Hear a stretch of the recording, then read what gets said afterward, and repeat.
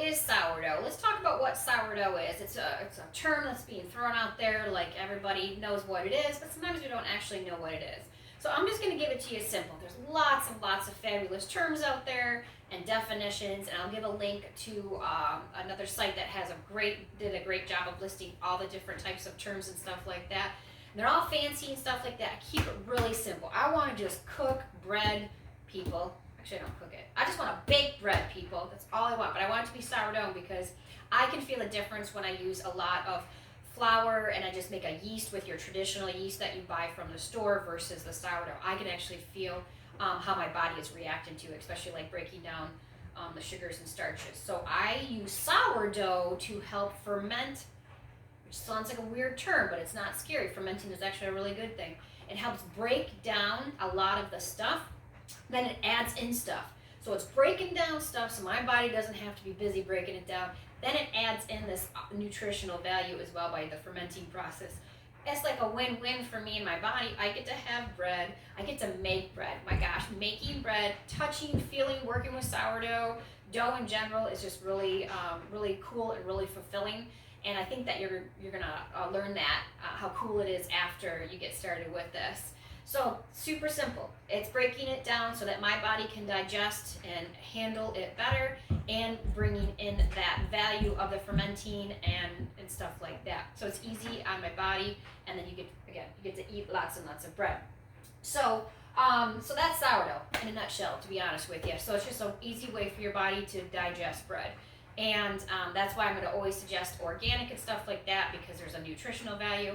I will talk about grinding your own wheat berries, because now that seems a very like, whoa, wait a minute, I don't want to go that far.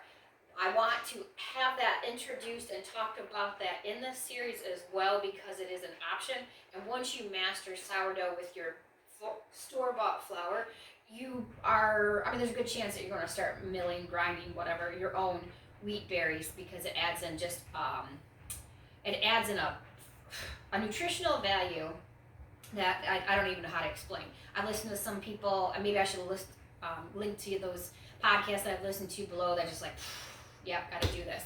So sourdough is fabulous. We're gonna have terms like discard and that we're gonna talk about everyday discard and fermenting and active, and we're gonna create backup sourdough starters so that you have a backup. So if you kill one, it sounds so terrible to say kill, but sometimes it happens.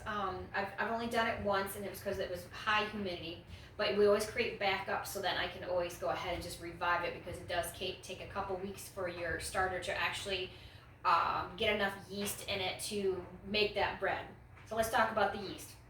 The store-bought yeast in the little jars or the little packets, that is a manufactured yeast. I almost will have to say it's like a fake yeast. I'm pretty sure it is.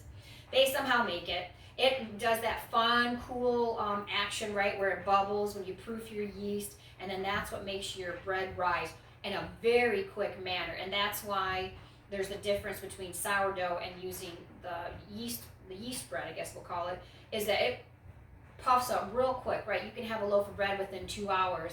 When sourdough, it's really good to kind of actually go 12 hours or something like that, because that's breaking it down. So that yeast is from the store. It's not horrendous. I'm not saying that. And I think using that kind of yeast and making bread at home is going to be far superior than buying anything from the store. So if that's your option where you're at right now, you go ahead and do that. And that is my dryer going off right now. So hopefully a kid will come down and turn that dryer for me. It's real life, people. So that's the yeast from the you keep in the fridge, that kind of yeast. Then you have the sourdough yeast, which is grabbing basically yeast in the air, which is called wild yeast. People probably have some other terms like that, but there's yeast all around us. It's on all of our counters. It's just everywhere. And that with the water and the flour that you're doing each day is grabbing the yeast from the air and creating that own bubbly action itself, instead of buying the manufactured type of yeast. So that's the difference with that. So that it's wild, it's in your air, and it's free, and it's cheaper, right? So I've been baking sourdough for several years. I have a lot more yeast in my kitchen, which sounds really weird, but so it happens to go quicker. So if you're first at starting your sourdough and doing the yeast at home, or the sourdough at home, you might not have as much as well. And we're going to build up our starter so that you can go ahead and use this free yeast and water and flour to create breads of all different kinds. So that's sourdough, I think, in a nutshell. So let's get started again.